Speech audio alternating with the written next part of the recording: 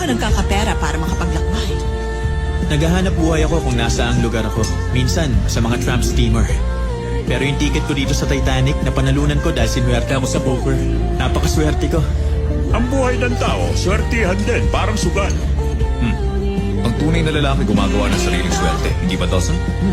Mukhang ipinagmamalaki mo pa yata na para kang walang pinagmulan. Opo ma'am, tama kayo. Kasi lahat naman ng kailangan ko nasa akin na. May nalalangan pa kong hangin, saka meron akong ilang blankong papel.